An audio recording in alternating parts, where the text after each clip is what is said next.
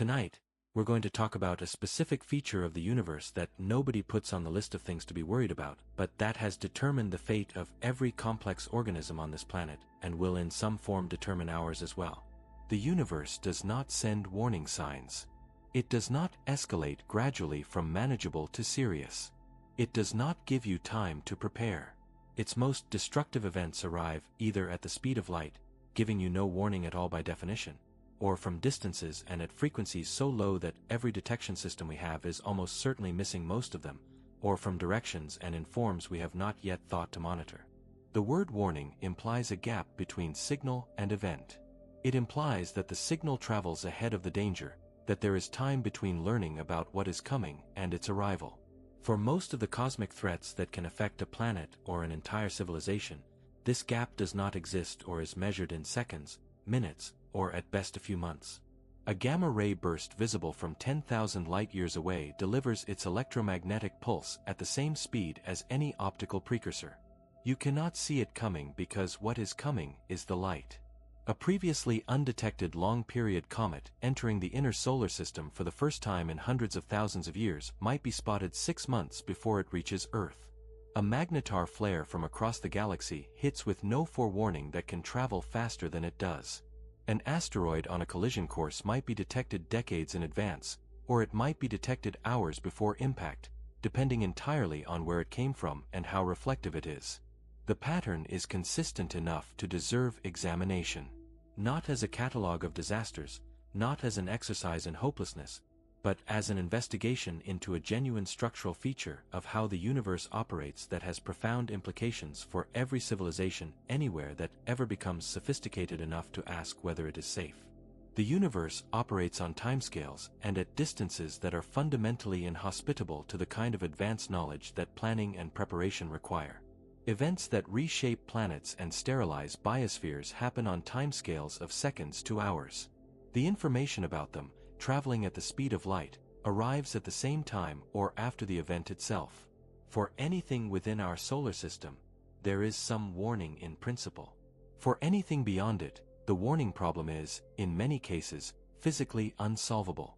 By the end of tonight, you will understand the specific physics behind the silence that precedes the most violent events in the accessible universe, why that silence is structural rather than accidental, what we are doing about the subset of threats where warning is physically possible, and what the genuine limits of any warning system are, not because of insufficient effort or funding but because of the way information propagates through spacetime. If this kind of deep, specific look at what the universe can do and how little notice it gives before doing it is what you are here for, subscribe and leave a like. It helps this channel reach people who want the complete picture. Now, let us begin with what the silence that precedes these events actually means. The asymmetry between the known and the unknown in this domain is worth establishing before anything else.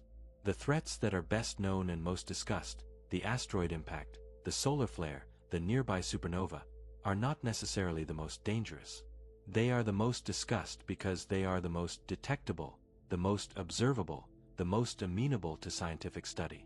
The threats that receive less attention are often less studied precisely because the warning time is shorter or zero, making scientific study of any specific event impossible. The frequency with which an event occurs is not the only relevant parameter. The warning time and the response options are equally important, and for the most dangerous classes of cosmic event they are effectively non-existent. What follows is a systematic examination of the threats, working from the most dramatic and fast-acting to the slower but still potentially civilization-altering events, and then into the genuinely exotic risks that exist more as theoretical possibilities than as catalogued observable phenomena. The concept of a warning, in the cosmic context, requires careful definition. A warning is information about an impending event that travels ahead of the event itself, arriving early enough for some response to be possible. In ordinary human experience, warnings are ubiquitous and generally reliable. Thunder follows lightning with a delay determined by the speed of sound, giving you a few seconds to several minutes to take cover. A storm forecast warns you of conditions developing over hundreds of kilometers that will affect you in hours or days. A hurricane track prediction gives coastal populations days to evacuate. The warning to event gap in these cases is sufficient for meaningful preparation. Cosmic events eliminate this gap through one of three mechanisms. The first is speed. When the danger itself travels at or near the speed of light, any electromagnetic signal that could serve as a warning travels at the same speed. The warning and the event arrive simultaneously. Gamma-ray bursts are the clearest example. The gamma-ray pulse, the X-ray afterglow, and any advanced signal all travel at the same velocity, so there is nothing that arrives before the danger to announce its approach. The physics of warning is impossible here by definition. The second mechanism is distance. For events beyond the solar system, even a warning signal traveling at the speed of light would take years to millennia to arrive. If a nearby star is about to explode as a supernova, the pre-explosion activity, the expansion of its outer layers in the days before the core collapse, happens on a timescale of days while the supernova itself completes in seconds. Any early warning signal carrying information about the imminent explosion would arrive at Earth roughly when the explosion's light does, giving a warning lead time measured in hours to days for the nearest candidates, and none at all for the primary hazards. The third mechanism is darkness. Many of the objects most likely to cause harm from within the solar system are dark. Carbonaceous asteroids reflect as little as 3% of the sunlight that hits them. Long-period comets arriving from the Oort Cloud are too faint to detect at the distances where they spend most of their time. Rogue interstellar objects, which we now know enter the solar system occasionally, may be so dark and so fast that they pass through the inner solar system before any current survey completes a follow-up observation. Darkness creates a functional silence that mimics the physical silence of truly unreachable events. Understanding the difference between these three mechanisms matters because the policy responses are completely different. Speed of light events are warnings impossible problems, calling for mitigation rather than prediction. Distant events are early warning difficult problems, where better instruments might provide days to years of advance notice for specific threat categories. Dark objects are a solvable in-principle problem, where sensitivity improvements in survey systems can detect smaller and darker objects at greater distances. Conflating them produces misaligned policies, either inappropriate confidence when problems are described as solvable or inappropriate despair when they are described as unsurvivable. The practical consequence of these three warning failure modes is that they call for entirely different responses. Speed-based warning failure, the type that applies to gamma-ray bursts, cannot be addressed by better detection. The solution, if there is one, is hardening, designing biological and technological systems to be resistant to the event itself. Distance-based failure can be partially addressed by improved sensors. A more sensitive neutrino detector could extend the warning time for nearby supernovae from hours to days. Darkness-based failure is the most tractable. More sensitive survey systems at the right wavelengths can find dark objects while they are still far enough away to matter. The history of planetary defense over the past 3 decades is primarily a history of addressing darkness-based failures, which is appropriate because that is where investment produces genuine risk reduction. The harder work of acknowledging and preparing for speed-based and distance-based warning failures has received far less attention, partly because the appropriate responses are less satisfying and partly because the events are sufficiently rare that the urgency is harder to communicate. Gamma-ray bursts are the most energetic electromagnetic events in the observable universe. They are detected at an average rate of roughly 1 per day by space-based gamma-ray observatories, each one representing an event somewhere in the cosmos releasing in seconds to minutes an amount of energy comparable to what the Sun will radiate across its entire 10 billion-year main sequence lifetime. For the most energetic examples, the comparison is to what the Sun would produce if it burned for hundreds of billions of years and released all that energy in approximately 10 seconds. The two main categories of gamma-ray burst have different origins with different timescales but the same essential character as warning-free events. Long gamma-ray bursts, those lasting more than 2 seconds, are associated with the core collapse of massive rapidly rotating stars. When the core collapses to a black hole, the infalling material forms an accretion disk whose magnetic field and the black hole's rotational energy drive relativistic jets along the rotation axis.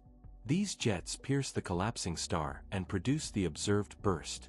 Short gamma-ray bursts, lasting less than 2 seconds, are now understood to result from the merger of two neutron stars or a neutron star with a black hole, a process that was confirmed observationally in 2017 when the gravitational wave event GW170817 was detected simultaneously with a short gamma-ray burst and a kilonova.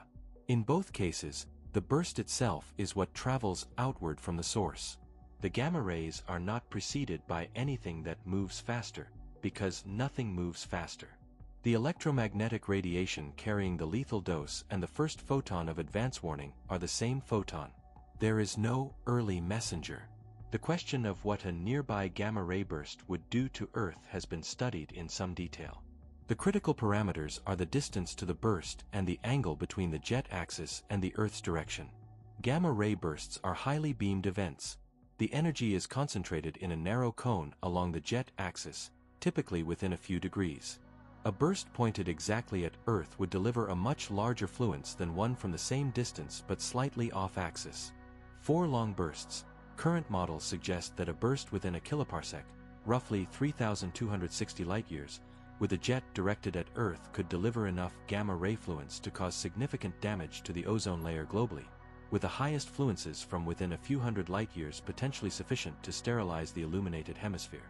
Whether such events have occurred in Earth's history and contributed to mass extinctions is an active area of investigation.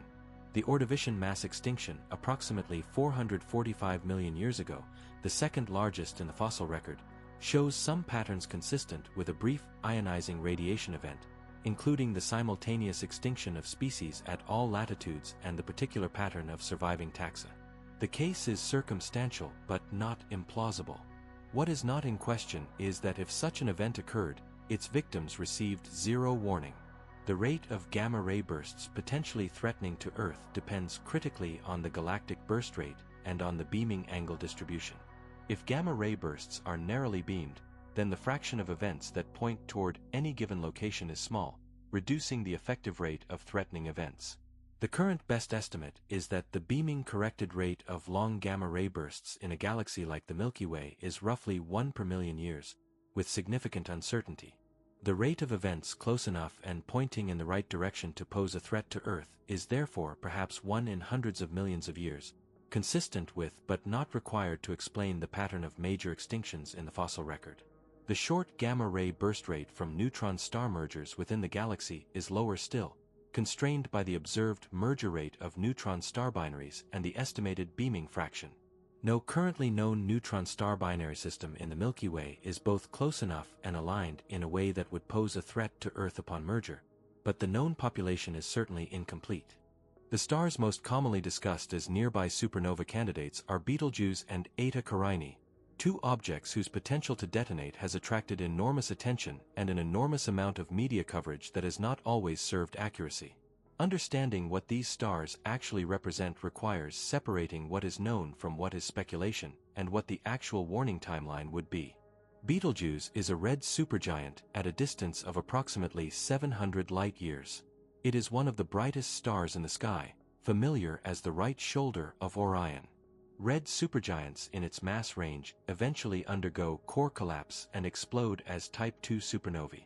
The critical uncertainty is when theoretical models of stellar evolution can only constrain the remaining main sequence lifetime of massive stars to within a few percent, and a few percent of a total stellar lifetime of several million years translates to a remaining uncertainty of tens of thousands of years.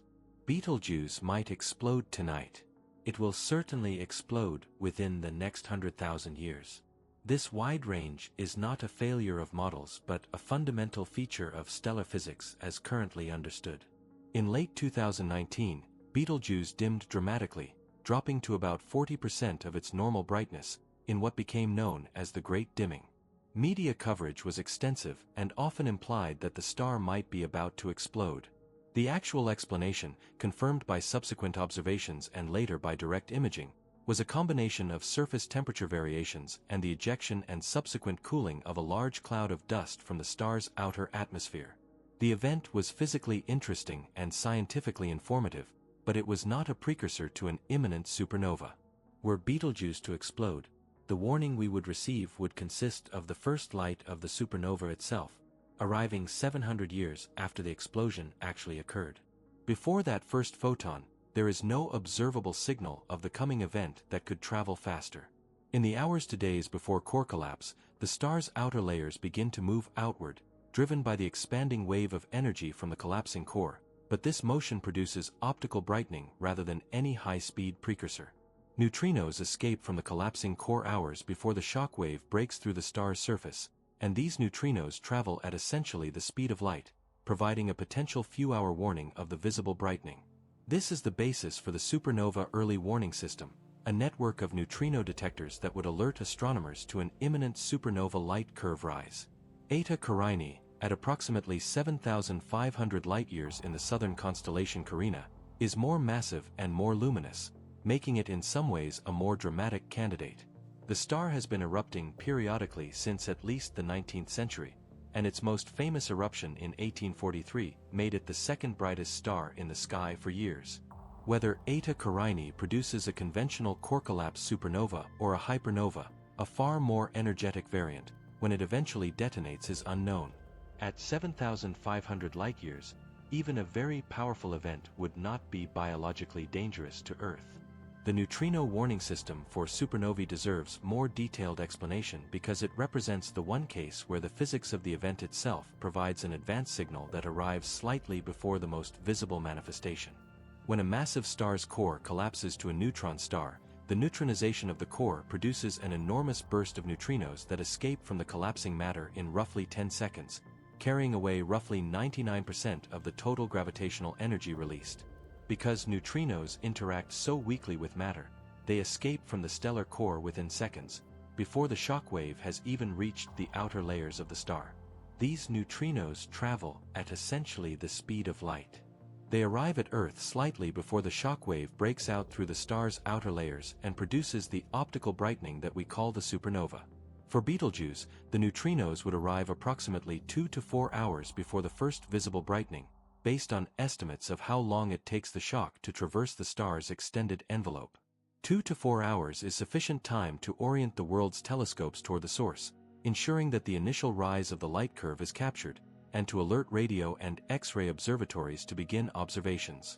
It is not sufficient time for any other kind of preparation. Magnetars are neutron stars with magnetic fields of extraordinary intensity, typically 10 to 1,000 times stronger than ordinary radio pulsars and measuring roughly 10 to the 15 Tesla, which is about 100 billion times the strength of the strongest magnetic fields produced in laboratory settings on Earth. Their extreme magnetic fields were generated in the first seconds of their existence, during the neutron star's formation from the core collapse of a massive star, and they power a behavior that is unlike anything else in the known universe. When a magnetar's crust fractures under the stress of its own magnetic field, it releases stored magnetic energy in a burst that can exceed, in its peak second, the luminosity of tens of millions of suns. The largest of these events, called giant flares, release energies that dwarf ordinary astronomical outbursts. In the fraction of a second of peak emission, a magnetar giant flare delivers more energy than the sun will produce in tens of thousands of years. The burst is composed primarily of gamma rays and hard X-rays, and it radiates into a much smaller solid angle than a gamma-ray burst, making it less directive but still extraordinarily powerful for any object within its influence. The warning that a magnetar giant flare is coming is precisely zero. The burst is itself the first signal. The physical event, the starquake and the magnetic reconnection that follows it, is not preceded by any detectable electromagnetic precursor that would arrive before the burst. Magnetars do sometimes show activity preceding a giant flare, including increased smaller outburst rates and changes in their pulsation properties, but this activity is detectable only for the handful of magnetars already under regular monitoring. For unmonitored magnetars, or for magnetars at distances too great for their precursor activity to have been detected, the giant flare is the first and only signal. The mechanism that produces a giant flare involves the fracture of the neutron star's crust, which is composed of crystalline nuclear material. The crust is subject to enormous stress from the evolving magnetic field, which can exert forces that exceed the material strength of the crust at local points of weakness. When a fracture occurs, the sudden reconfiguration of the magnetic field releases energy stored in the field's topology, much as a rubber band snapping releases the elastic energy stored in the stretched configuration. The energy released in the initial spike of a giant flare heats a cloud of plasma trapped by the magnetic field to temperatures of hundreds of millions of Kelvin. This plasma is confined by the field and oscillates within it, producing the characteristic pulsating tail that follows the initial hard spike, pulsing at the neutron star's rotation period. The signature of this pulsation is what allows identification of the source. By measuring the period of the oscillating tail, astronomers can match it to the known rotation period of a specific magnetar, identifying the source of the event. The precursor activity that sometimes precedes a giant flare, increased rates of smaller bursts and spectral softening, can be detected for magnetars already under regular monitoring. For the 3 confirmed giant flares from magnetars, prior monitoring had in each case detected some level of elevated activity in the weeks to months before the giant flare, but this activity was not sufficiently distinctive to allow confident prediction that a giant flare specifically was imminent rather than a continuation of ordinary burst activity.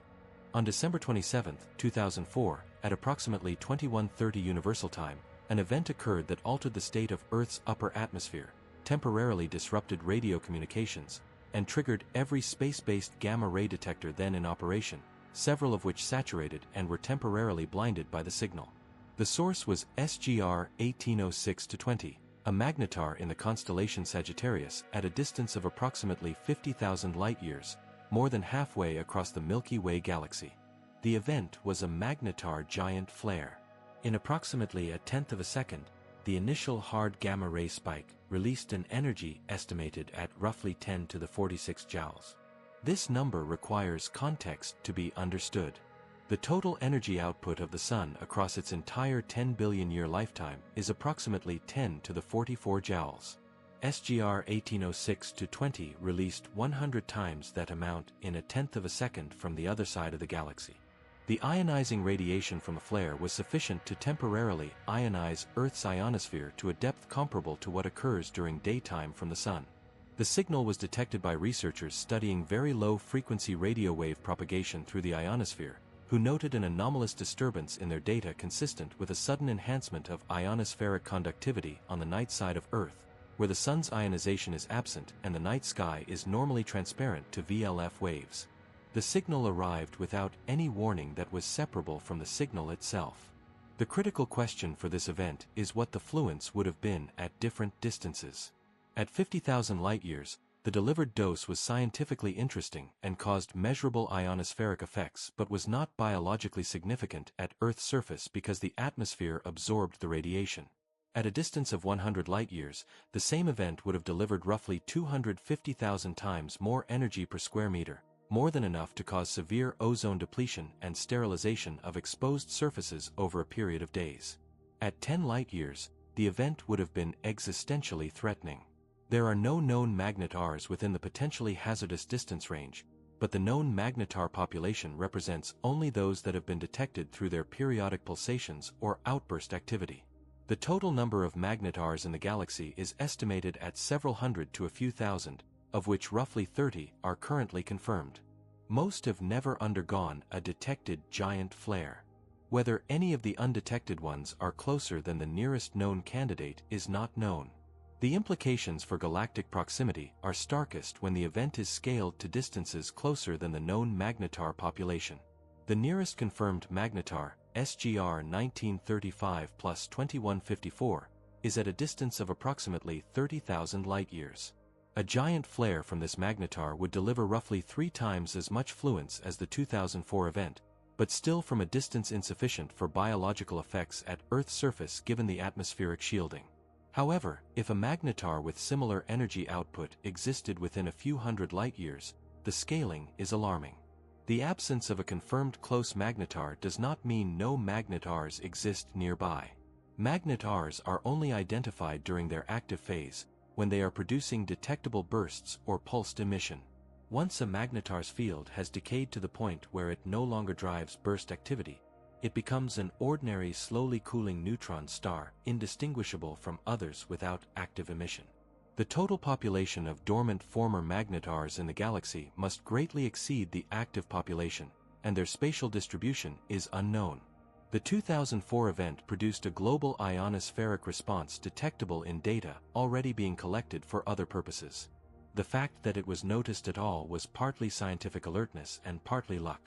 The specific VLF propagation experiments that detected the ionospheric change were not monitoring specifically for gamma-ray event signatures. That the event left a fingerprint in completely unrelated geophysical monitoring records is a reminder of how interconnected Earth systems are with the broader electromagnetic environment. Cosmic rays are charged particles, mostly protons and helium nuclei with some heavier elements, accelerated to enormous energies by astrophysical processes and then streaming through space until they strike something. The energy range of cosmic rays spans an extraordinary range. The most energetic particles ever detected, the ultra-high energy cosmic rays, have measured energies exceeding 10 to the 20th electron volts, which is roughly equivalent to the kinetic energy of a baseball thrown at 90 miles per hour concentrated into a single subatomic particle. This energy is so extreme that it exceeds what can be produced by any particle accelerator built or proposed. The sources of the most energetic cosmic rays are not definitively known. They must come from powerful astrophysical accelerators. The leading candidates include active galactic nuclei, gamma-ray bursts, and neutron star magnetospheres. But because cosmic rays are charged particles, they are deflected by magnetic fields as they travel through space and do not point back to their sources the way photons do. A cosmic ray arriving at Earth from a particular direction in the sky has been scattered so many times by intervening galactic and intergalactic magnetic fields that its arrival direction bears no relationship to the direction of its origin. We cannot trace them home. The practical implications are that a major cosmic ray source, such as an active galactic nucleus temporarily producing an enhanced flux of ultra-high energy particles, could produce a significantly elevated cosmic ray dose at Earth without any advance warning that the source was behaving unusually. The particles travel at speeds extremely close to the speed of light, but they do not travel in straight lines. Their deflections mean their travel time from source to Earth is longer than the straight line distance would require. Photons from the source travel in straight lines at the speed of light and arrive first, but those photons reflect the source's state at the time of emission rather than providing advance warning of the cosmic rays that follow. At the energies involved in ultra-high energy cosmic rays, individual particles interact with Earth's atmosphere to produce extensive air showers, cascades of secondary particles extending over square kilometers at ground level. A large enough flux of these particles could deposit significant doses at ground level, but current cosmic ray fluxes are far below biologically relevant levels. Whether historical variations in the cosmic ray flux have influenced biological evolution is unknown but not implausible. What is certain is that any such variation would arrive without detectable advance warning. The Grison-Zatsepin-Kuzmin limit, the GZK limit, is a theoretical maximum energy for protons traveling through the cosmic microwave background over cosmological distances. Protons above roughly 5 times 10 to the 19th electron volts interact with CMB photons and lose energy, producing pions that decay and reduce the proton's energy. This means ultra-high energy cosmic rays above the GZK limit should have come from relatively nearby sources, within a few hundred megaparsecs. The detection of particles seemingly above this limit by early experiments was controversial and has been partially resolved by improved statistics, but the question of what sources within the local universe produce these particles remains open. The Pierre Auger Observatory in Argentina and the Telescope Array in Utah are the two largest instruments designed to study ultra-high energy cosmic rays. They detect the extensive air showers produced when these particles strike the atmosphere, using arrays of particle detectors and fluorescence telescopes to reconstruct the shower properties and infer the energy and arrival direction of the primary particle. Statistical clustering analyses of arrival directions have suggested possible correlations with certain source classes, including Seyfert galaxies and starburst galaxies, but no definitive source identification has been made for the highest energy events. We are still detecting particles at impossible energies from unknown sources with no ability to predict future events. A blazar is an active galactic nucleus whose relativistic jet is pointing almost directly at the observer. The jet of an AGN, a beam of plasma accelerated to close to the speed of light and collimated by magnetic fields threading the accretion disk around the central supermassive black hole, radiates predominantly at the particle's velocities boosted by relativistic Doppler effects. When the jet points toward the observer, the luminosity as perceived by that observer is relativistically amplified, sometimes by factors of hundreds or thousands above the isotropic luminosity. Blazars are the most luminous class of persistent astrophysical sources. The known blazar population includes several hundred to several thousand objects scattered across the observable universe at cosmological distances. The nearest confirmed blazar, Markarian 421, is at a distance of approximately 434 million light-years. Its jet, pointed almost directly at Earth, makes it one of the brightest objects in the X-ray and gamma-ray sky and produces significant emission at TeV energies, the highest photon energies routinely studied. The question of what would happen if a blazar analog existed in our cosmic neighborhood at, say, 1,000 light-years, is one that astronomers occasionally explore in theoretical papers. The TeV gamma-ray flux from such an object, pointed directly at Earth, would be orders of magnitude above any safe exposure level. The ozone layer would be rapidly and severely depleted by the photoionization of oxygen and nitrogen. Ultraviolet radiation reaching the surface would be elevated to levels lethal to most exposed biological systems on timescales of days to weeks. The advance warning of such an event would be exactly zero in any physically meaningful sense. The photons announcing that the jet had turned toward us would arrive at the same time as the harmful radiation. There is no precursor that moves faster. The only way to have warning of this class of event would be to monitor all known AGN continuously for signs of jet reorientation, but the jet orientation of distant AGN is in most cases not measurable with sufficient precision to predict its future direction, and the population of AGN too distant for detailed monitoring greatly exceeds the monitored population. The natural frequency with which a blazar-like event could threaten Earth from within or near the Milky Way depends on how often AGN jet orientations change. Blazars at cosmological distances have stable jet orientations over the observational timescales of decades, but AGN jets over millions of years can precess and reorient as the feeding conditions and angular momentum of infalling material change. A galaxy with an AGN whose jet precesses through Earth's direction would produce a period of enhanced irradiation lasting from thousands to millions of years depending on the precession rate and jet opening angle.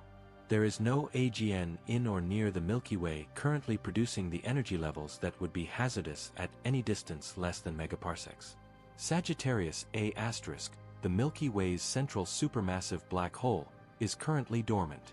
Evidence from X-ray echoes in surrounding molecular clouds and from the Fermi bubbles, enormous lobes of gamma-ray emitting plasma extending 30,000 light-years above and below the galactic plane, suggests that SGR-A* was far more active in the relatively recent geological past, perhaps a few million years ago. Whether this activity produced jet emission directed toward any inhabited region of the galaxy at that time is not known. The Fermi bubbles themselves are a striking reminder that even dormant galactic centers carry the record of past activity. The energy required to inflate the bubbles is estimated at roughly 10 to the 55 ergs, implying a past period of significant AGN activity. Any civilization in the Milky Way during that active period would have been exposed to an enhanced radiation environment whose severity would have depended strongly on location and direction relative to the jet. The monitoring program for known AGN, while primarily scientific in purpose, does provide a real-time dataset on variability and jet activity across the sky. Organizations like the Fermi Large Area Telescope, which surveys the full sky in gamma rays every 3 hours, continuously monitor the flux from known blazars and would detect a sudden increase in emission from any previously identified source. Whether such an increase would provide actionable warning depends entirely on the source distance and the rate of change. A nearby AGN suddenly brightening dramatically in gamma rays would produce an alert within hours of the brightening beginning, but the lead time to the full hazardous flux would depend on how quickly the source brightened. The asteroid threat is the most frequently discussed cosmic hazard and the one that humanity has made the greatest progress toward monitoring. But the progress, while genuine and significant, has limits that are worth being precise about, because the popular narrative that we are solving the asteroid problem is more optimistic than the underlying data supports. NASA's planetary defense efforts have focused primarily on the population of near-Earth objects larger than 140 meters in diameter, on the grounds that objects above this size are capable of causing regional to continental scale devastation and that the population is large enough to constitute a statistically significant risk. As of the mid-2020s, more than 95% of near-Earth objects larger than 1 kilometer in diameter have been catalogued, and none are currently on an Earth-impacting trajectory. For objects larger than 140 meters, the survey is roughly 40% complete, meaning that roughly 60% of the objects capable of leveling a large city or larger have not yet been detected. Below 140 meters, the survey is effectively not begun in any systematic sense. The Chelyabinsk impactor of February 2013, which exploded in the atmosphere over Russia with an energy equivalent to roughly 500 kilotons of TNT and injured approximately 1,500 people through broken glass and thermal effects, had a diameter of roughly 18 to 20 meters. It arrived completely undetected, approaching from the direction of the Sun where ground-based telescopes cannot observe. The warning time was 0. The Sun direction problem is structural. Any object in an orbit that brings it to Earth roughly between Earth and the Sun will be in the solar glare from the perspective of ground-based nighttime observatories during the period when it is closest and therefore largest and brightest. Ground-based radar systems can track objects at short range, but detection in the first place requires optical spotting, which requires the object to be in observable sky.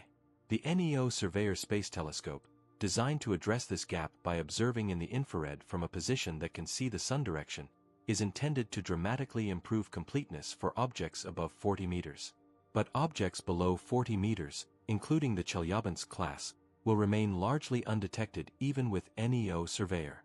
The DART mission, which impacted the moonlet dimorphos of the asteroid Didymos in September 2022, demonstrated the kinetic impactor deflection concept for the first time. The impact shortened Dimorphos's orbital period around Didymos by approximately 33 minutes, significantly more than the minimum 10-minute success criterion. The result was celebrated as a proof of concept for planetary defense kinetic impactors, and rightly so. But the DART mission also illustrates the fundamental constraint of deflection physics. The mission required over a year between launch and impact, and the target had been tracked for decades. The deflection achieved would translate, for an Earth-threatening object at equivalent distance and size, to only a tiny change in the impact point if the warning time were short. The effectiveness of kinetic deflection scales strongly with how early the nudge is applied. A small impulse applied years before impact can shift the trajectory enough to miss Earth, while the same impulse applied months before impact may be insufficient.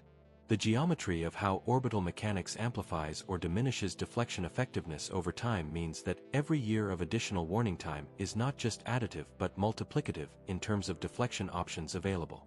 The Planetary Defense Coordination Office within NASA coordinates the assessment of asteroid threats and the planning of potential missions, and it maintains a list of objects requiring continued monitoring as their orbital elements are refined. The vast majority of these objects have already been probabilistically eliminated as threats through additional observations. The system works well for the objects it can find.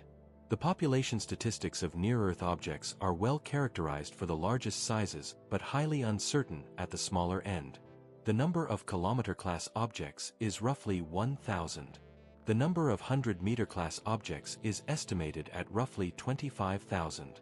The number of 10-meter-class objects is estimated at several million. Each size class is roughly 10 times more numerous than the class 10 times larger, following a power law that reflects the fragmentation history of the asteroid belt. The annual rate of impact energy deposited on Earth follows the same distribution.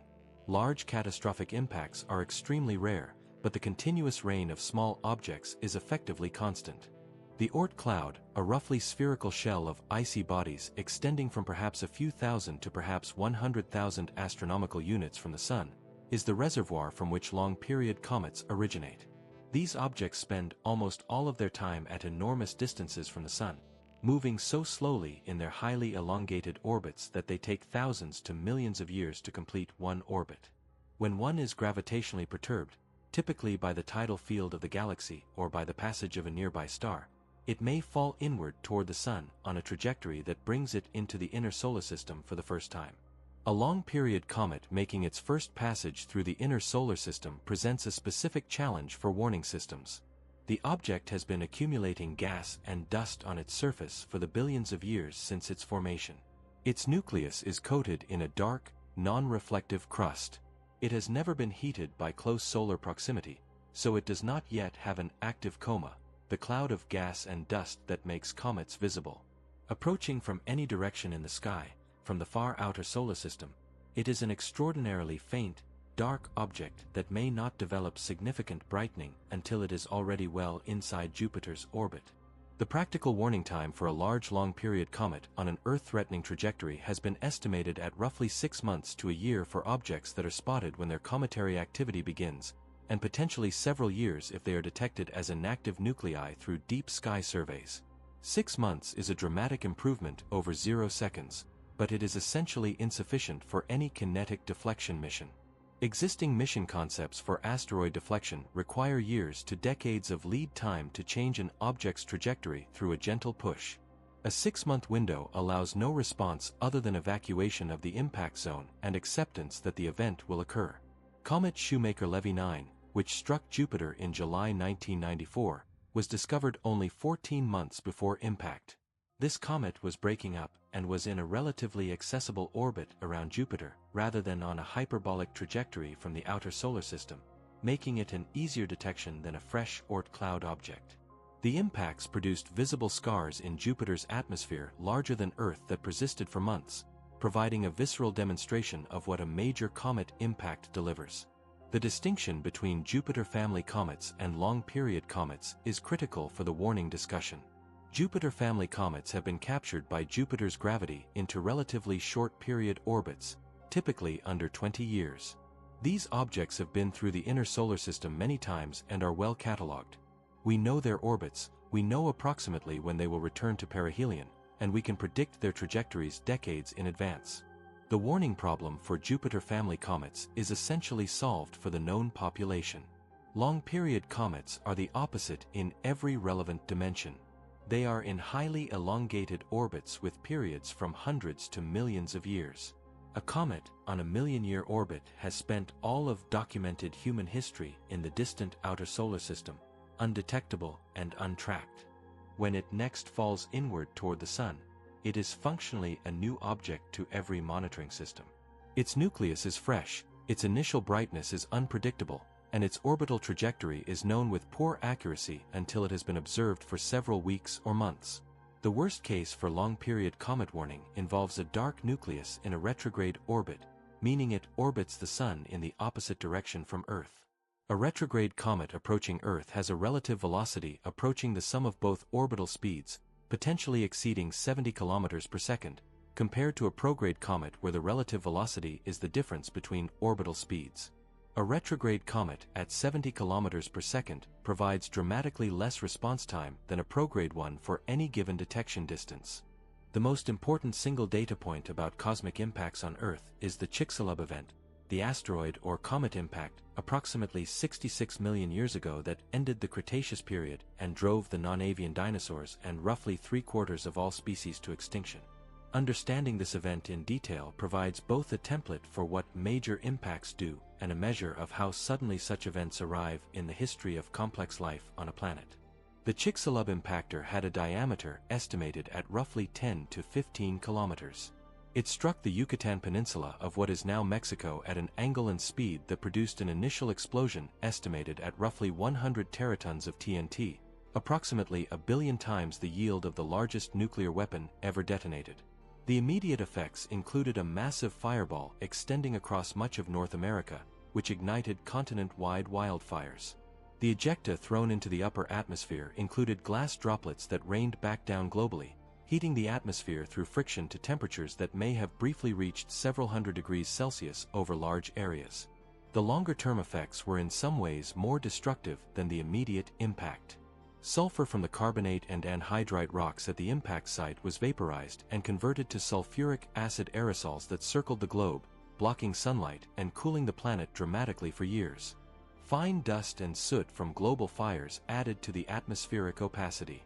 Photosynthesis was severely impaired globally for months to years. The food web, dependent on photosynthesis at its base, collapsed. Animals large enough to require significant daily caloric intake, including all non-avian dinosaurs, could not survive the disruption. For the organisms living through this event, the warning was precisely zero. The dinosaur population that was alive on the morning of the impact was not aware that anything unusual was about to happen, because nothing unusual had happened yet. The asteroid traversed the solar system at 40 to 70 kilometers per second, spending perhaps a few hundred years in the inner solar system before impact. Any detection system capable of spotting it would have needed to be sensitive to objects at asteroid belt distances or beyond, a capability no biological organism possesses and that we have only recently begun to develop technologically. The geologic record reveals several other large impact events that predate Chicxulub and produced significant biological disruptions. The Triassic-Jurassic extinction about 201 million years ago, which ended the Triassic period and cleared the way for dinosaurian dominance, has been tentatively linked to one or more large impacts alongside the massive volcanism of the Central Atlantic Magmatic Province. The Permian-Triassic extinction 252 million years ago, the most severe in the Phanerozoic record with over 90% of marine species lost, does not have a confirmed impact association but shows some geochemical signatures that have been interpreted as impact-related by some researchers. What the impact record establishes beyond reasonable doubt is that large impacts are not one-time flukes but recurring features of Earth's history. The frequency of impacts of different sizes follows a power law distribution. Small impacts are common, large impacts rare but not impossibly so. An impact in the Chicxulub size class occurs roughly once per 100 million years. An impact half that size, potentially capable of global disruption though perhaps not mass extinction, occurs more frequently. This frequency distribution is not theoretical. It is derived from the cratering record on Earth and the Moon. The asteroid that produced Chicxulub has been estimated to have been traveling at roughly 20 kilometers per second and to have reached the surface in approximately 45 seconds after entering the atmosphere. The atmosphere provided no meaningful deceleration at that size and velocity. The event was over before any response was possible, even in principle. On October 19, 2017, the Pan-STARRS Survey Telescope at Haleakala Observatory in Hawaii detected an unusual object moving through the inner solar system on a trajectory that was immediately recognized as hyperbolic. It was moving too fast to be gravitationally bound to the Sun, meaning it had to have originated from outside the solar system entirely. This object, designated 1I/2017 U1 and informally named Oumuamua from a Hawaiian term meaning distant messenger, was the first confirmed interstellar object detected passing through the solar system. Oumuamua's properties were baffling and remain partially unexplained. Its light curve, the way its brightness varied over time, suggested an object with an aspect ratio of perhaps 6:1 or greater, meaning it was either extremely elongated like a cigar or extremely flat like a pancake, both being shapes rare among solar system small bodies. It showed a non-gravitational acceleration, speeding up slightly as it moved away from the Sun in a way inconsistent with solar gravity alone. The most mundane explanation for this acceleration is outgassing from volatiles heated by solar radiation, a process that also drives the non-gravitational motion of comets, but no cometary activity was detected. The scientific interest in Oumuamua extends beyond its specific properties to what it represents as a category. The theoretical prediction of interstellar objects passing through the solar system had been made decades earlier, but the expected number was low enough that detecting one was thought to be unlikely with then-current survey capabilities. Oumuamua's detection suggested either that the population of interstellar objects was higher than expected, that the particular object was unusually large, or both. The subsequent detection of a second confirmed interstellar object, 2I/Borisov, in 2019, confirmed that the population is at least roughly consistent with some estimates. What Oumuamua and Borisov established beyond reasonable doubt is that interstellar objects do pass through the solar system, and that the current survey infrastructure detects them only after they are already within the inner solar system, when they are at their fastest and when any potential for hazard has essentially already been realized. Oumuamua was not on an Earth-crossing trajectory, but a hypothetical interstellar object of the same size that was on such a trajectory would have been undetectable at any earlier time with current instruments, giving a warning measured in days to weeks at most. The second confirmed interstellar object, 2I/Borisov, detected in August 2019, was more tractable than Oumuamua. It showed clear cometary activity, with a visible coma and tail, allowing detailed spectroscopic analysis that revealed a composition broadly similar to solar system comets. Its trajectory was similarly hyperbolic, confirming interstellar origin. Borisov was detected at a greater distance than Oumuamua, allowing more extensive observation, and its behavior was more straightforwardly interpreted. The two objects together bracket an interesting range of possibilities. Borisov appears to be a relatively typical comet from another star system, suggesting that interstellar comets are common and that the chemistry of planet-forming material in other stellar systems is broadly similar to our own. Oumuamua, with its anomalous shape and unexplained acceleration, does not fit neatly into any existing object category and has driven theoretical investigation into various exotic possibilities. The statistical implication of two detections in relatively few years of survey capability is that many interstellar objects pass through the solar system over geological timescales. Most would not be on Earth-crossing trajectories, and even those that were would need to be a very specific size and composition to be hazardous. But the passage of interstellar material through the solar system is clearly not a rare event, and the current survey infrastructure is detecting only the largest examples.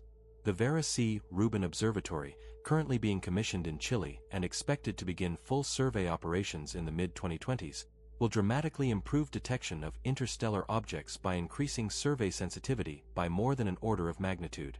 It is expected to detect interstellar objects at distances many times greater than current capability, providing in many cases sufficient lead time to mount a space mission for close observation. The Sun is not a passive provider of light and warmth. It is a magnetically complex star that periodically releases enormous amounts of energy in flares, coronal mass ejections, and other violent events, and there is evidence that it occasionally releases events far larger than anything observed in the modern instrumental era. Understanding the upper end of the solar activity distribution is directly relevant to the warning problem because the largest solar events can be detected minutes to hours before their most damaging effects arrive at Earth, a timescale that is simultaneously more generous than most cosmic hazards and less generous than any serious infrastructure hardening program requires. Solar flares are produced when energy stored in the Sun's magnetic field is released suddenly, accelerating electrons and protons to high energies and producing electromagnetic radiation across the spectrum from radio to gamma rays. The associated coronal mass ejections, clouds of magnetized plasma expelled from the Sun's corona during or after a flare, are the primary agent of geomagnetic storms, which can damage or destroy satellite systems, disrupt GPS, and in the most severe cases damage power grid transformers on the ground. The question of whether the Sun can produce superflares, flares orders of magnitude more powerful than any observed in the modern era, has been addressed by studying solar-type stars observed by the Kepler Space Telescope. A 2012 analysis by Hiroyuki Maehara and colleagues identified 365 superflares from 148 solar-type stars in a short observational period. The flares observed were factors of tens to thousands more energetic than the most powerful flares observed on the Sun. Whether the Sun itself can produce such events is debated. Its rotation rate is lower than most of the active flaring stars, which may limit the energy available for superflare production. But some researchers argue that solar superflares may have occurred in the distant past and may occur again. A solar superflare large enough to pose a threat to Earth's biosphere would need to be roughly 10,000 times more energetic than the Carrington Event of 1859. Whether this is possible within the Sun's current evolutionary state is not certain. What is certain is that if it occurred, the warning would be measured in minutes. The light from the flare would arrive 8 minutes after emission, and any associated energetic particle event would arrive over the following hours. No infrastructure protection measure can be completed in 8 minutes. The physical mechanism for a solar superflare requires an unusual concentration of magnetic energy near the Sun's photosphere. Normal solar flares involve the reconnection of field lines in active regions associated with sunspot groups, releasing the energy stored in stressed magnetic configurations. Superflares on other solar-type stars, based on their observed characteristics, appear to involve configurations storing and releasing tens to hundreds of times more energy than the largest recorded solar flares. For the Sun to produce a superflare would likely require either a much larger and more complex active region than typically observed, possibly associated with an unusually strong sunspot group, or an interaction between magnetic structures from different active regions on a global scale. Neither of these scenarios is clearly impossible given the Sun's current state, but neither has been observed in the modern era of solar monitoring that began with systematic sunspot records in the early 17th century.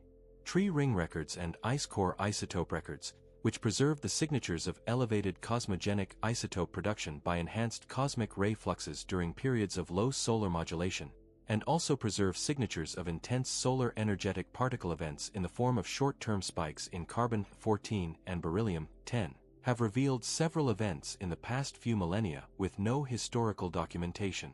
The Miyake event of 774 to 775 CE, identified first in Japanese cedar tree rings and subsequently confirmed globally, represents an enhancement of cosmogenic isotopes roughly 20 times normal, suggesting either an extreme solar particle event or possibly a nearby gamma-ray burst. If it was solar in origin, it was significantly larger than any event in the instrumental record. On September 1, 1859, the British astronomer Richard Carrington was sketching sunspots through his telescope when he noticed two beads of intensely white light appearing over a large sunspot group. He was witnessing, in real time, the visible light signature of what would become known as the Carrington Event, the most powerful solar storm in recorded history. Within minutes of Carrington's observation, telegraph systems across Europe and North America began misbehaving.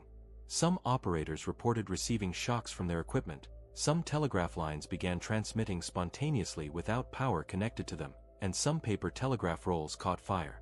Aurora were visible as far south as the Caribbean.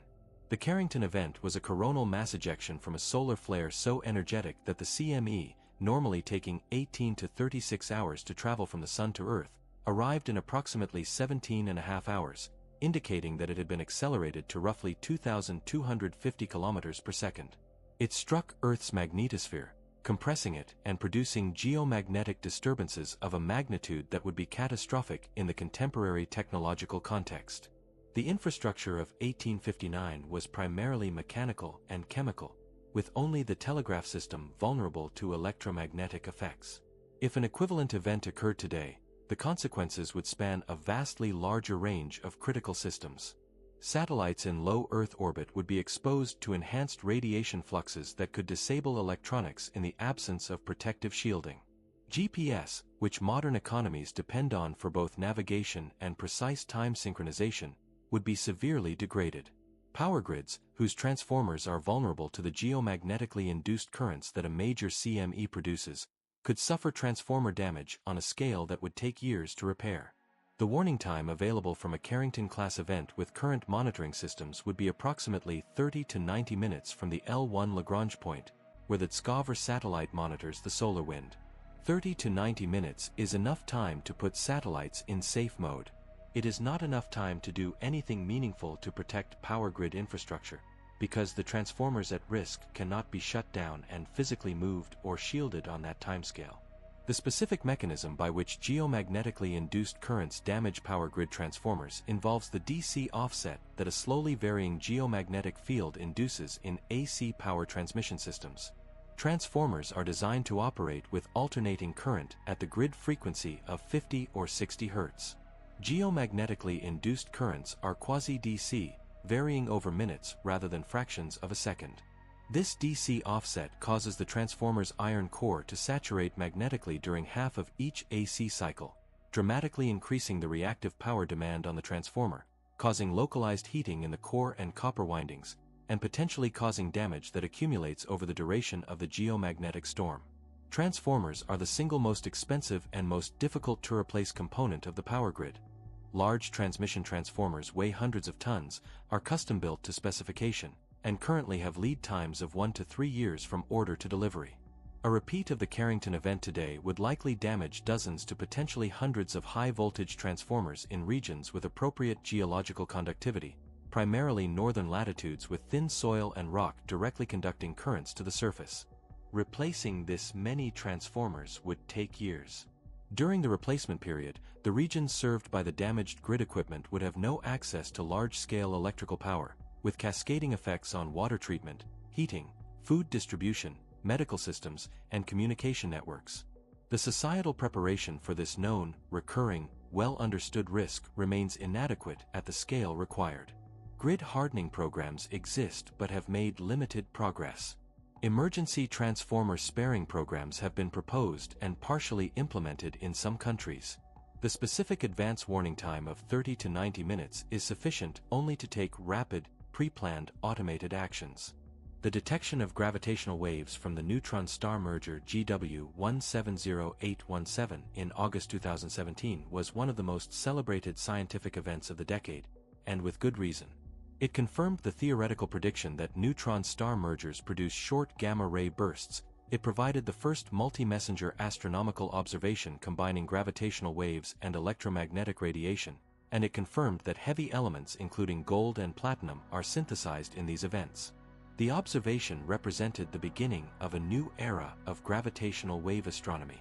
But from the perspective of warning, GW 170817 illuminates something important. The gravitational wave signal arrived 1.7 seconds before the gamma-ray burst. At the distance of GW 170817, approximately 130 million light-years, this timing difference is consistent with both photons and gravitational waves traveling at the same speed, with a slight delay arising from the physics of the gamma-ray burst formation process requiring a short interval after the merger itself. For events much closer to Earth, the pattern would be similar. The gravitational wave signal and the electromagnetic radiation would arrive within seconds of each other. This means that for a neutron star merger anywhere within the galaxy, the gravitational wave signal arriving at Earth would precede the gamma-ray burst by at most a few seconds. This is technically advance warning in the sense that a gravitational wave detection system could alert electromagnetic observatories to look in the direction of the merger immediately before the burst arrives. In practice, the advance notice would be insufficient to take any protective action. You cannot evacuate, shield, or deflect anything in seconds. The warning is real, but its utility is scientific rather than practical. The longer-term relevance of gravitational wave observation is to catalog the positions of neutron star binary systems in the Milky Way and track their merger timescales. If a nearby neutron star binary system were identified as being within perhaps 1 million years of merger, that would constitute meaningful advance notice of an event that could potentially affect Earth. No such system is currently known within hazardous distance, but the known population of neutron star binaries is certainly incomplete. The 2017 detection changed our understanding of neutron star mergers in multiple ways beyond the gravitational wave conformation. The optical and infrared emission from the kilonova, the radioactively powered glow of the heavy element-rich ejecta, allowed measurement of the heavy element production directly. Estimates from the optical light curve suggested that the merger produced roughly a few hundredths of a solar mass of gold, platinum, and other R-process elements. With neutron star merger rates in the galaxy of roughly 1 per million years, this production rate is consistent with accounting for a significant fraction of the heavy elements observed in the Milky Way's stellar population. The gravitational wave observation also constrained the equation of state of neutron star matter through the tidal deformability of the merging neutron stars measured in the final minutes of inspiral.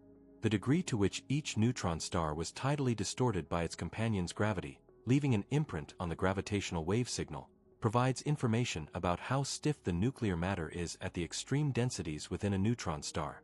This is one of the few experimental constraints on the physics of matter at nuclear density, a regime not accessible in any terrestrial laboratory. The LIGO detectors themselves represent the most sensitive instruments ever built by humanity, measuring displacements of test masses at the level of 1,000th the diameter of a proton over 4-kilometer baselines. The engineering required to eliminate or measure and subtract every other source of vibration, from thermal noise in the mirror coatings to seismic waves from ocean waves thousands of kilometers away, is extraordinary. The fact that these instruments detect events in other galaxies is a testament to the cumulative investment in precision measurement over decades. The Earth's magnetic field, generated by convective motion of liquid iron in the outer core, periodically reverses its polarity. The magnetic north and south poles swap positions. This has happened roughly 400 times in the past 330 million years, meaning the average time between reversals is somewhat under 1 million years. The last full reversal, the Bruns-Matsuyama reversal, occurred approximately 780,000 years ago. An unusual period of geomagnetic excursion and partial reversal called the Loschamps event occurred roughly 42,000 years ago. Geomagnetic reversals are slow by human standards. The actual transition from one polarity to the other takes somewhere between 1,000 and 10,000 years. This is fast by geological standards but represents something close to the longest possible warning time in terms of human civilization. The problem is that current evidence suggests the Earth's magnetic field is weakening and has been doing so for the past few centuries. Whether this weakening is a precursor to a full reversal or simply a random variation within the normal range of geomagnetic fluctuation is not known. The current field intensity is about 10 to 15% below its long-term average. The reason a geomagnetic reversal matters for the warning discussion is what happens to cosmic ray shielding during the transition. Earth's magnetic field deflects charged particles from the solar wind and cosmic rays, preventing them from reaching the lower atmosphere directly. During a reversal, the field passes through a significantly weakened state, possibly including periods when it has no organized global structure and only local, irregular patches of field. During these periods, the protection against cosmic rays would be substantially reduced. The Lostchamps event provides an empirical test of what happens during such a weakening. Studies of ice cores, cave speleothems, and sedimentary records from that period have found elevated cosmogenic isotope abundances consistent with increased cosmic ray flux, as well as evidence for increased ultraviolet radiation reaching the surface.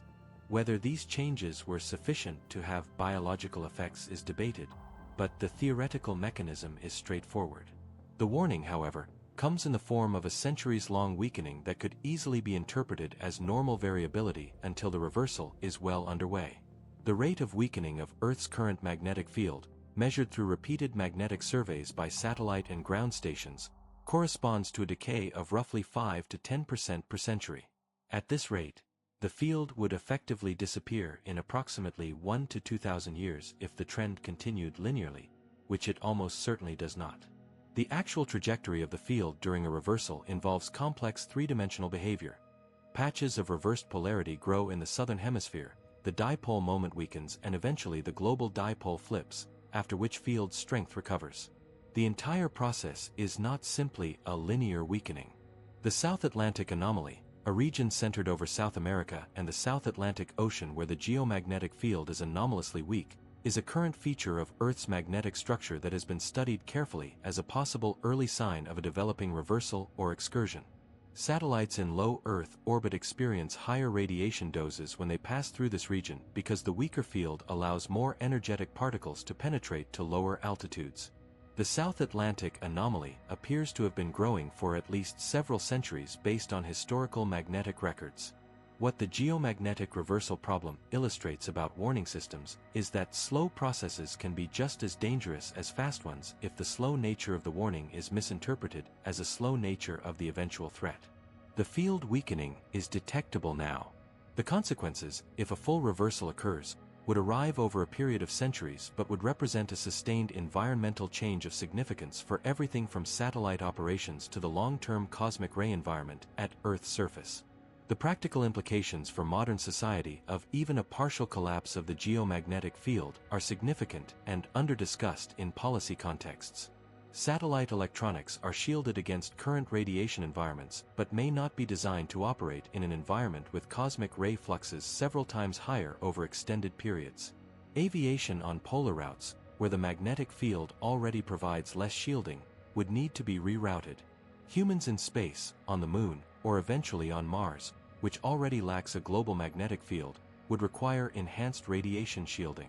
The infrastructure investment required to adapt to a significantly weaker geomagnetic environment is large and would need to begin decades before the field reached its minimum, requiring long-term institutional planning of a type that democratic societies do not typically perform well.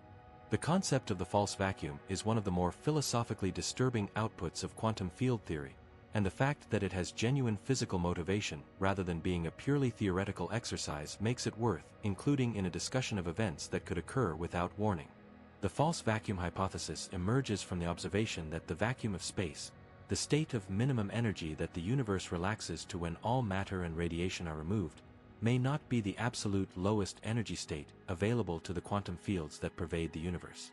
It may instead be a metastable state, a local minimum in an energy landscape that has a global minimum at a much lower energy. If the vacuum of the observable universe is in a false vacuum state, it is theoretically possible for a bubble of true vacuum to nucleate at some point in space, driven by quantum tunneling or by a high-energy local event. This bubble would expand at the speed of light in all directions from the nucleation point. Within the bubble, the quantum fields settle into their true ground state, which has different physical constants from the false vacuum we currently inhabit. The laws of physics inside the bubble might be completely different from those outside. Any complex structure, any atom, any molecule, any living thing encountered by the expanding bubble wall would be instantly and completely destroyed, not by any force or radiation but by the simple fact that the physical laws sustaining its existence would no longer apply. The warning for vacuum decay is zero by definition. The bubble wall expands at exactly the speed of light.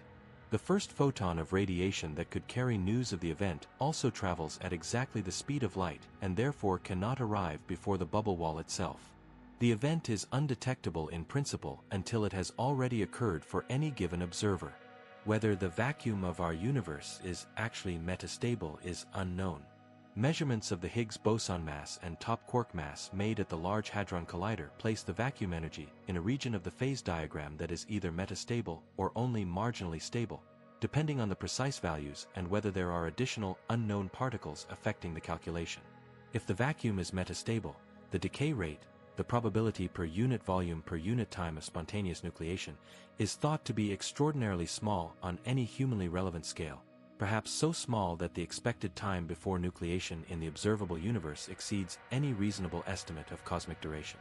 But small probability per unit time is not zero probability, and zero warning is zero warning regardless of the probability. The specific measurements that constrain the vacuum stability are the mass of the Higgs boson, measured at approximately 125.25 GeV at the Large Hadron Collider, and the mass of the top quark, measured at approximately 172.9 GeV.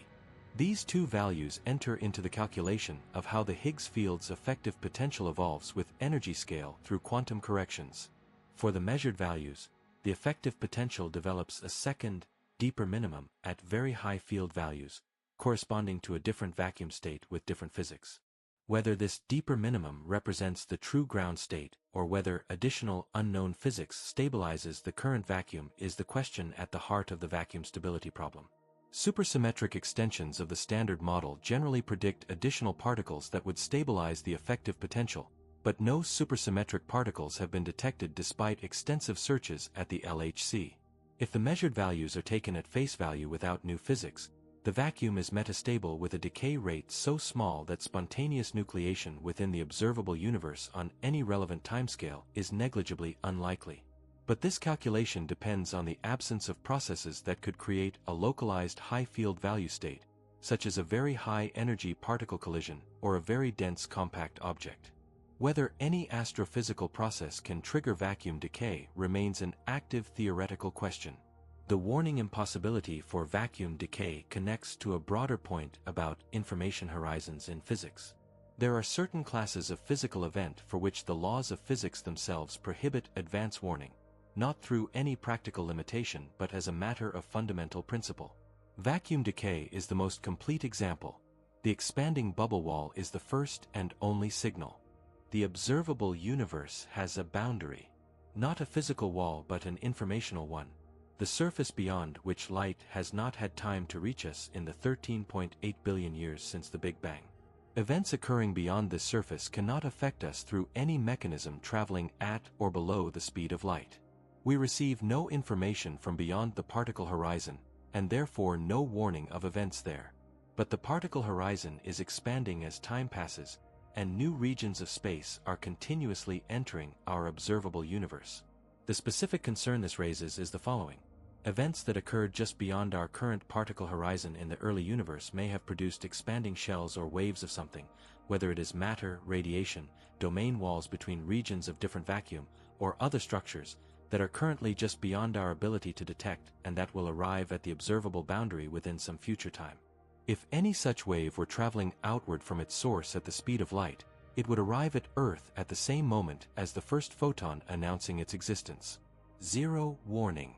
This is primarily a theoretical concern because we have no evidence that any such dangerous expanding shell exists beyond our particle horizon. But the theoretical framework does establish that for any dangerous phenomenon with a source currently beyond our observable radius, warning is physically impossible. The horizon is the ultimate warning boundary. Nothing beyond it can give us advance notice of anything. The more practically relevant version of this problem concerns the cosmological event horizon, which is defined by the accelerating expansion of the universe and represents the surface beyond which any point is currently receding from us faster than light. Regions beyond the event horizon cannot ever communicate with us, not now and not in the future, regardless of how much time passes. Any events occurring in those regions are permanently and completely unknowable to us. This is not relevant to current threats, but it establishes the fundamental topology of information accessibility in an expanding universe. The specific calculation of how much universe lies beyond the observable horizon illuminates the scale of what we cannot observe. The total volume of the universe, if the spatial geometry is flat as current observations suggest, is at least much larger than the observable volume. In inflationary cosmology, the total volume may be so large that the observable universe, which contains roughly 2 trillion galaxies, represents an almost infinitesimally small fraction of the whole. If the distribution of matter beyond the horizon is similar to what we observe within it, the total number of stars in the full universe is incomprehensibly larger than the number we can observe. More practically, any processes that occurred at very early times beyond our current particle horizon may have produced structures that are now approaching our observable region from beyond the horizon. The scale of these structures and their travel times depend entirely on what physics was operating in the early universe and how efficiently it produced expanding structures. In most well-motivated cosmological models, no dangerous expanding structure originating from beyond the observable horizon is expected to arrive on any relevant timescale. But the expectation rests on assumptions about early universe physics that remain incomplete. The concept of bubble nucleation in the context of eternal inflation deserves mention here. If inflation is eternal, the universe contains an infinite number of bubble universes, each representing a region where inflation ended and a local Big Bang occurred. Our observable universe is one such bubble. The boundaries between bubbles, bubble walls, could in principle collide with our bubble, producing a collision that would be visible as a distinctive pattern in the cosmic microwave background. No such signal has been detected, but searches continue as CMB data quality improves. Given the scope of events discussed in this survey, it is important to be accurate about what warning infrastructure actually exists and what it is capable of detecting. The picture is better than nothing and far from sufficient, a mixture of genuine achievement and honest acknowledgement of the gap between what is monitored and what could potentially harm us. For asteroids and comets, the current monitoring infrastructure consists primarily of ground-based survey telescopes that scan the sky repeatedly, comparing images from successive nights to identify moving objects against the fixed background of stars. The Catalina Sky Survey, the Pan-STARRS system, and the Asteroid Terrestrial Impact Last Alert System, among others, maintain near-continuous coverage of large fractions of the sky to reasonable depth. For objects larger than 1 kilometer, the survey is essentially complete. For objects larger than 140 meters, roughly 40% complete. For objects of the Chelyabinsk class, effectively 0% complete in any systematic sense. The NEO Surveyor Space Telescope, approved by NASA and in development, is designed to survey from an orbit near Venus and to detect Earth-threatening objects that approach from the Sun direction. When operational, it is expected to achieve 90% completion for objects larger than 140 meters within 5 years. It will not significantly improve detection of the smallest hazardous objects. For solar events, the Discover satellite at the L1 Lagrange point provides roughly 30 to 90 minutes of warning for approaching coronal mass ejections. The Solar and Heliospheric Observatory, SOHO, provides imaging of the Sun's corona that allows tracking of CME development from the moment of eruption. A fleet of dedicated space weather monitoring satellites provides additional data, but the practical warning time for actionable infrastructure protection is still too short for most protective measures to be completed. For gamma-ray bursts, the Fermi Gamma-ray Space Telescope and the Neil Gorel Swift Observatory detect bursts and transmit alerts to a global network of observatories within seconds, enabling rapid electromagnetic follow-up.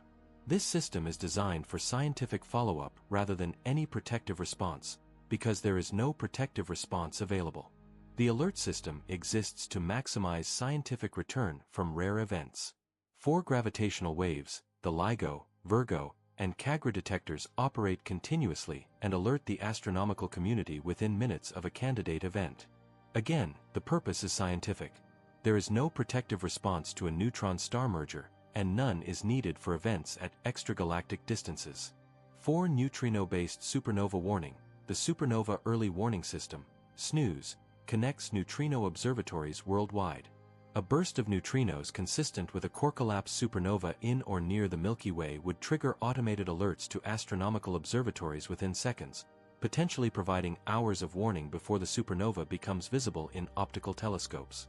This is the most practically useful early warning system for a genuinely proximate cosmic catastrophe. International coordination of warning systems is a relatively recent development that has significantly improved the practical utility of detection capabilities. The International Asteroid Warning Network, formed in 2013 under the auspices of the United Nations Committee on the Peaceful Uses of Outer Space, coordinates among national space agencies and observatories to share data on potentially threatening near-Earth objects. The Space Mission Planning Advisory Group, a companion body, coordinates planning for potential deflection or civil protection missions. The lack of a similar international framework for solar weather events represents a gap in the current warning infrastructure. Individual national space agencies operate solar monitoring satellites, and data is shared internationally through scientific channels, but the operational response to a major space weather event depends on individual national grid operators making decisions based on alerts distributed through scientific rather than operational channels. The conversion of scientific alerts into actionable operational decisions for grid protection has not been operationally rehearsed at international scale. Ground-based telescope networks participating in the Asteroid Terrestrial Impact Last Alert System, ATLAS, operate 4 telescopes in Hawaii and Chile that together provide complete sky coverage every 24 to 48 hours to a limiting magnitude sufficient to detect a 1-kilometer asteroid within a week of close approach. This system has discovered several hundred near-Earth objects since its inauguration in 2015 and provides a safety net for objects that larger but less frequent surveys might miss. The warning time ATLAS provides for newly discovered threatening objects ranges from days to weeks for the smallest objects and months for larger ones, depending on the object's size and reflectivity.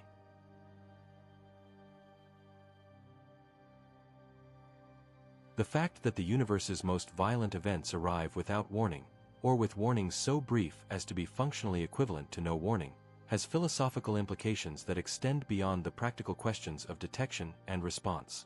It establishes something fundamental about the relationship between observers and the environment they inhabit, and it challenges specific intuitions about security, permanence, and the meaning of preparedness. Human civilization has evolved in an environment where threats generally have precursors. An approaching predator makes noise. A storm builds visible clouds. An epidemic spreads through a population at rates visible to an alert observer. The entire apparatus of human risk management, from early warning systems to insurance to disaster preparedness planning, rests on the assumption that there is typically a gap between signal and event that preparation can exploit.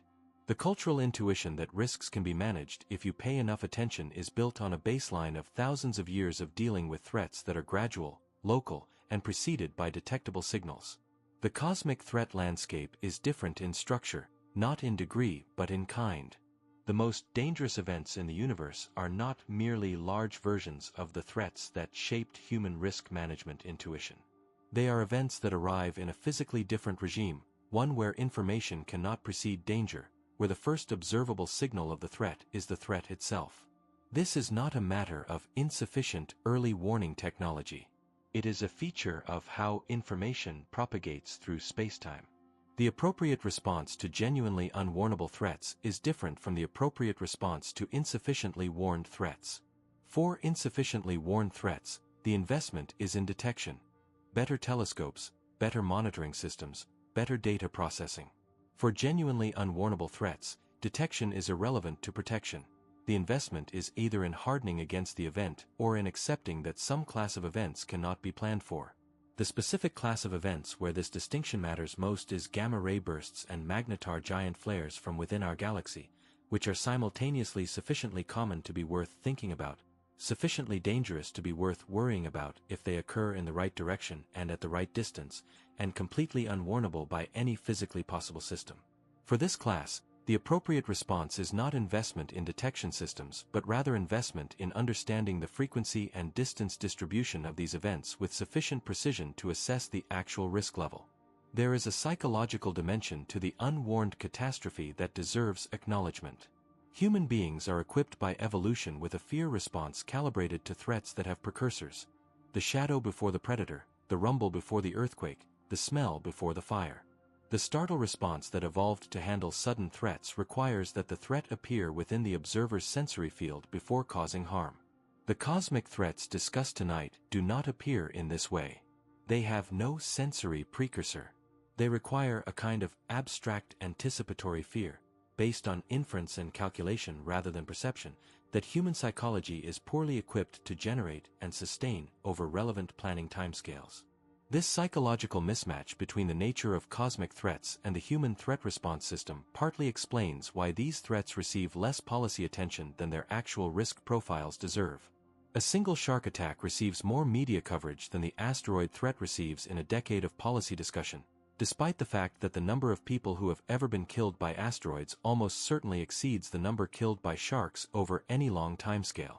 The asteroid is invisible to perception and can only be feared through understanding. The shark is visible, concrete, and triggers exactly the evolved fear responses that cosmic threats do not. Correcting this imbalance requires communicating the actual risk profiles of cosmic threats in ways that translate statistical and physical arguments into visceral understanding. This is partly a scientific communication problem, and partly a fundamental challenge of human cognition. The Chicxulub impact was real. The Tunguska event of 1908, which flattened roughly 2,000 square kilometers of Siberian forest without leaving an impact crater, was real. The December 2004 Magnetar event that ionized Earth's ionosphere from the other side of the galaxy was real. Making these events real to people who did not experience them, in ways that motivate action, is one of the most important and least solved problems in science communication. The universe has been operating for 13.8 billion years without consulting the preference of any civilization for advance notice. The events that reshape planets, sterilize surfaces, and end lineages of complex life have occurred throughout this history with complete indifference to the state of preparedness of any organisms in the vicinity. The dinosaurs had no warning. The Ordovician marine fauna had no warning. The organisms that populated Earth during whichever extinction events might have been triggered by cosmic radiation had no warning. Warning is an invention of one particular kind of mind in one particular epoch of one particular planet's history, and the universe predates it enormously. This is not a counsel of despair. Understanding the specific structure of the warning problem, which threats are detectable in principle and which are not, which detection investments return genuine risk reduction and which do not, is the foundation of any rational approach to planetary defense and civilizational resilience. The asteroid survey programs are genuine investments in risk reduction because asteroid threats are detectable at useful timescales for at least the larger objects. The development of kinetic impactor technology, demonstrated by the DART mission's successful deflection of the asteroid Dimorphos in 2022, represents actual capability growth. These are real, meaningful achievements that change the risk landscape. But they do not change the risk landscape for gamma-ray bursts, for magnetar giant flares from across the galaxy, for false vacuum decay, or for any of the events where speed of light propagation means that the warning and the event are the same thing. For those events, the rational response is acceptance combined with understanding.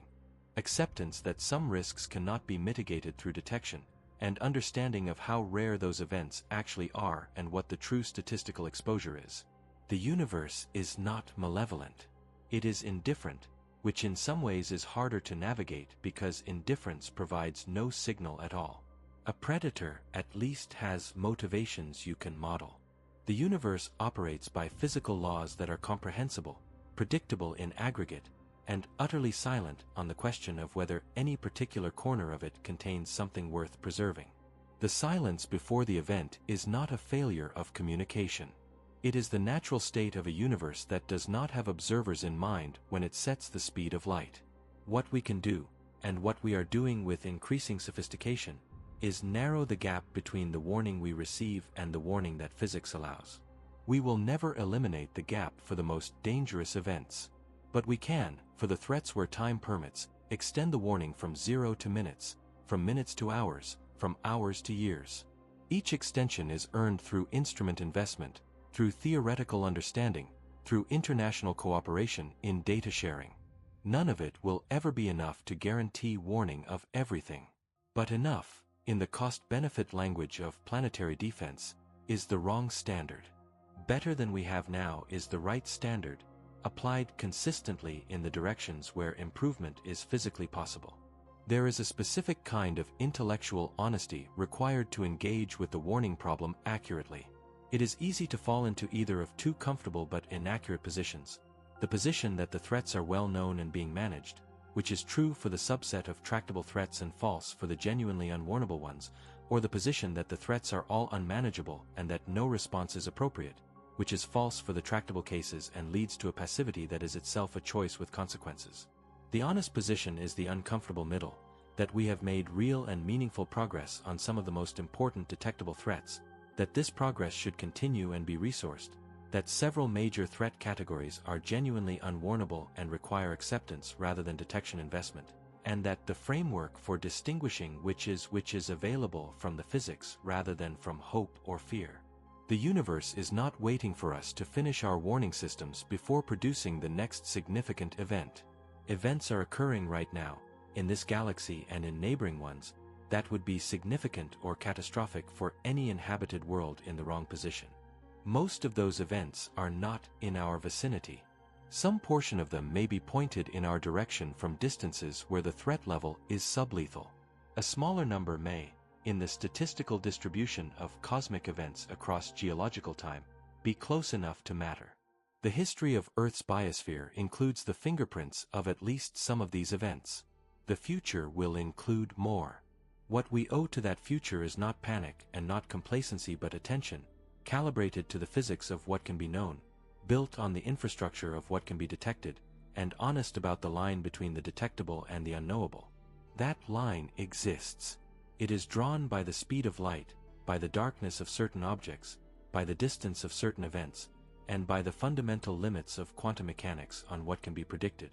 Working up to that line, from the safe side, is the entire project of planetary defense and the most rational response available to organisms who live in a universe that gives no warning.